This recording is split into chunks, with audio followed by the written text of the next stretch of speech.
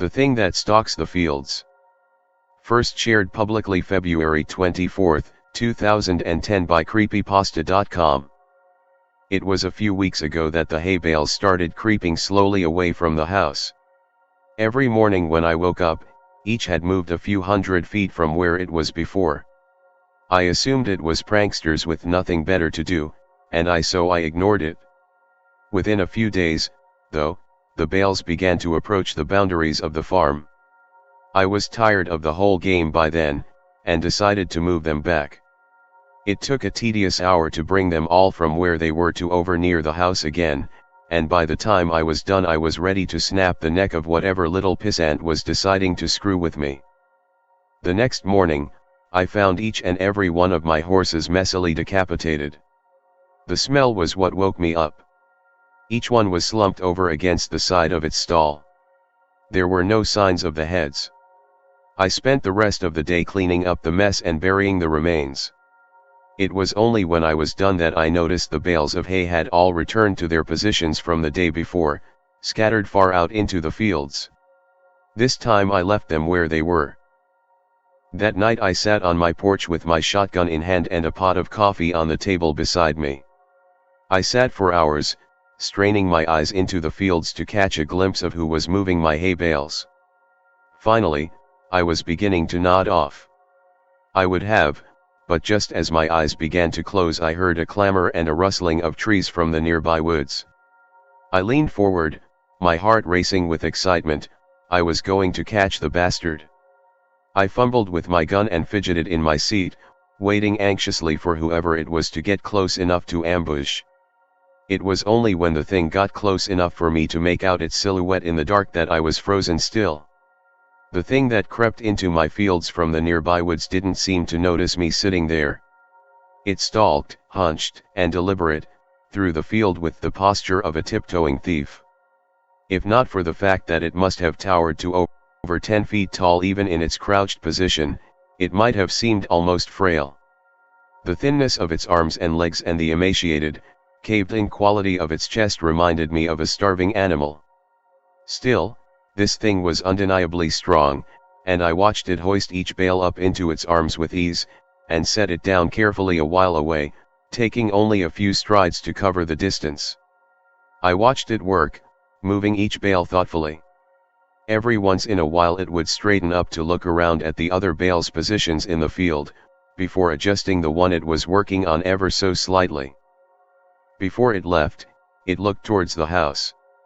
I felt its eyes sweep over me in the dark, but whether it saw me or not I couldn't tell. Then, it turned silently and crept back the way it came, disappearing into the dark of the woods. It took me an hour before I had the courage to move at all. I went inside after a while, but didn't sleep that night. It was only when the sun rose that I dared step off my porch into the fields. The hay bales were where it left them. Strangely, it didn't move them as far as it had in the previous days. They were approaching something invisible in the fields, and as I looked at them I realized that they seemed to be marking some line. Indeed, as I walked around the house, I saw the distinct circle that they formed with me at the center. At first I thought the bales were just being haphazardly moved away from the house, but now I could see that they were instead being moved towards some boundary. The thing was sending me a message. I slept uneasily that night, and only because I was exhausted. The next morning the bales hadn't moved at all. They didn't move at all for the rest of that week, in fact. They were finally where the thing wanted them. I made myself sick trying to interpret them. Why would this thing expend so much energy moving my hay bales, and threaten me with such violence should I try to interfere? Killing my horses was just that, a threat. An intelligent threat, at that. It knew what would scare me, and it knew that I would understand the implications. The sound of an automobile working its way along the road to my farm one morning gave me a little rush of excitement. I'd been planning to abandon the farm since I saw the thing, but I couldn't hope to leave on foot without risking it treating me like it treated my horses. But, if I could get in the car with whoever was coming my way, I might be able to escape before it could stop me. I didn't know or care who it was. I decided that the moment they stopped the car, I would jump in the passenger seat and tell them to get the hell out of here. I didn't get the chance. The car worked its way slowly along the road, trundling across the uneven ground. I urged it silently to hurry. It was when it passed between the two bales placed on either side of the road that I began to hear a booming clatter from the woods. The thing burst suddenly from between the trees, sprinting on all four of its terrible, gangly limbs towards the car.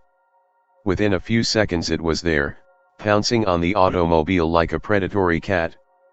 Within moments it was picking and peeling the vehicle's steel frame apart, working to get at the driver.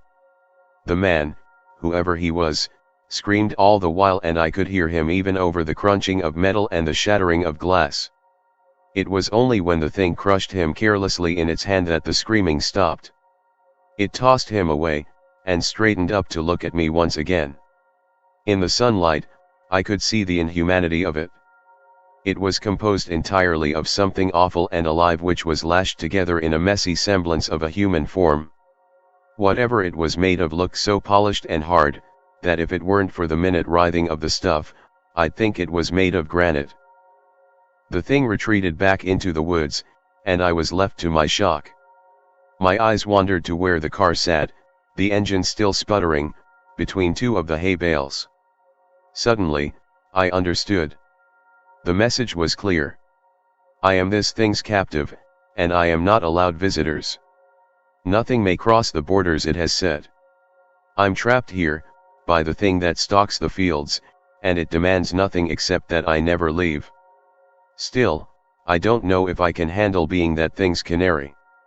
I've been thinking hard for the last few days since I saw it crush that man's chest, and silence him before he could finish his scream. If I crossed the hay bale border, it'd probably do the same. It'd smash my skull before I could put my hands up to protect myself. It'd go and find a new pet, and probably keep looking until it found someone who could stand knowing that it was waiting just outside, watching it at all hours with its shiny, insect eyes.